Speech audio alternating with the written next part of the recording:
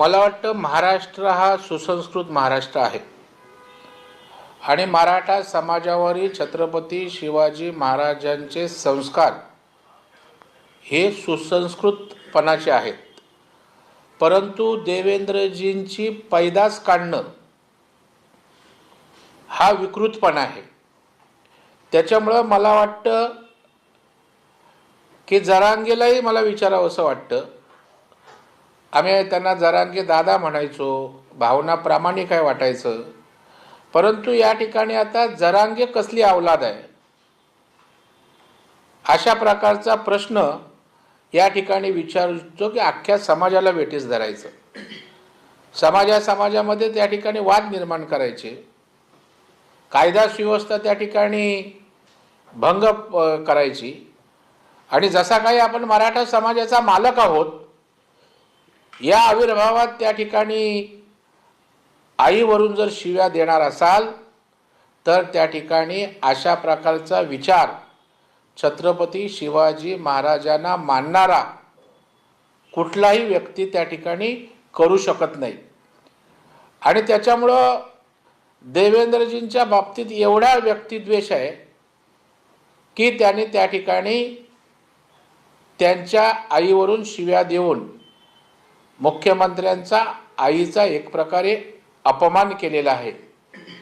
आणि त्याच्यामुळे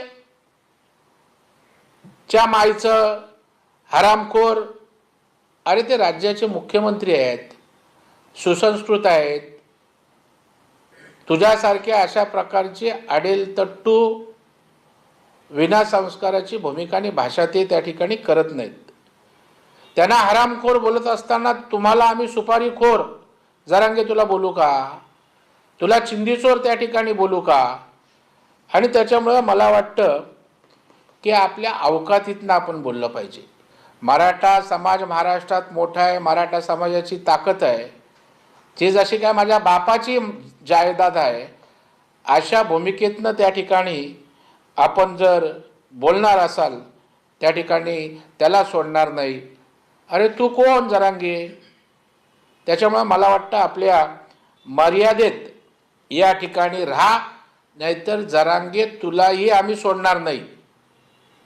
आज भारतीय जनता पार्टीत मराठा समाज आहे, महाराष्ट्रात मराठा समाज आहे आणि अशा प्रकारची आईवरून शिव्या देणारी भाषा महाराष्ट्रातला कुठलाही त्या ठिकाणचा सुसंस्कारित माणूस सहन करू शकत नाही.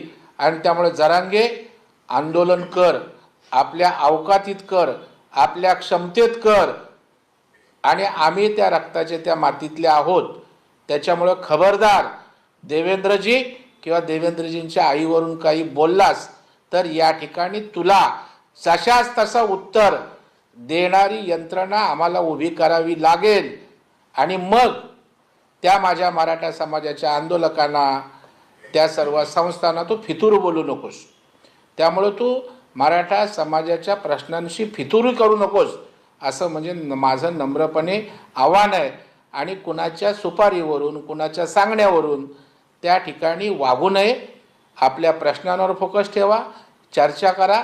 एवढं करूनही सहनशील अशा प्रकारचे मुख्यमंत्री आहेत, ते चर्चा करतील, यातनं आणखी काय काय पर्यायी मार्ग काढता येतील त्यासाठी प्रयत्न करतील.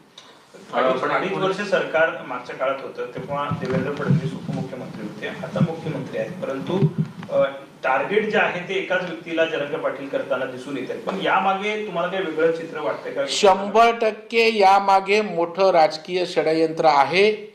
योग्य वेळी ते आपल्याला बाहेर येईलच.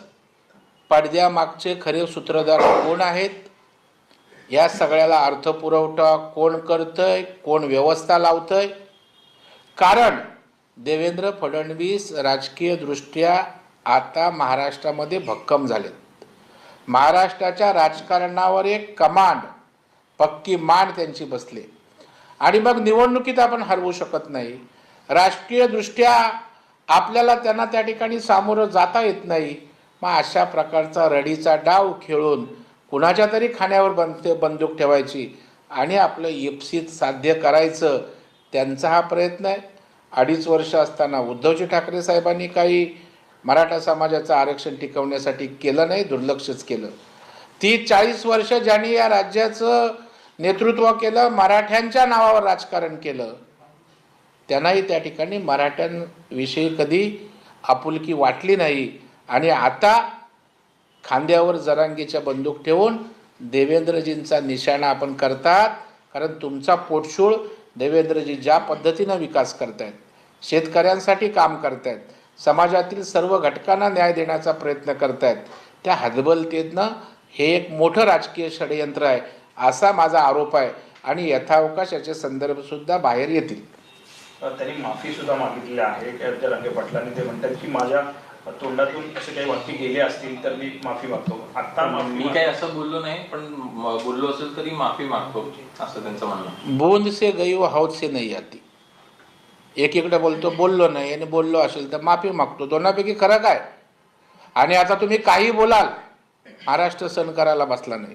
आणि मराठा समाज तर असे आई बहीण काढणाऱ्याचा त्या ठिकाणी काय करायचं हे ठरवावं लागेल. म्हणजे मराठा समाजाची गर्दी, मराठा समाजाचे प्रश्न यावर स्वार होऊन राज्याच्या मुख्यमंत्र्यांची आई बहीण काढणार असाल, जरांगे खबरदार, तुम्हालाही त्याच पद्धतीचं जशास लोकसभा निवडणूक असेल, विधानसभा निवडणूक असेल आणि आता स्थानिक स्वराज्य संस्थांच्या निवडणूक आहेत, कुठेतरी निवडणुकीच्या आधी मराठा आरक्षणाबाबतचं हे जे हत्यार आहे ते वापरलं जात आहे का नेहमी? काय नेमकं कोणाकडून तरी?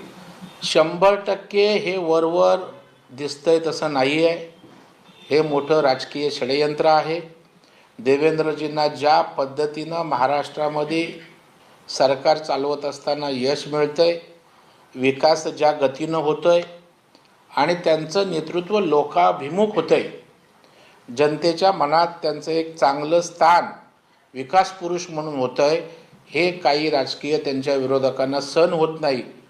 आणि त्यातनं अशा प्रकारे करण्याचं काम काही मंडळी या ठिकाणी करतायत.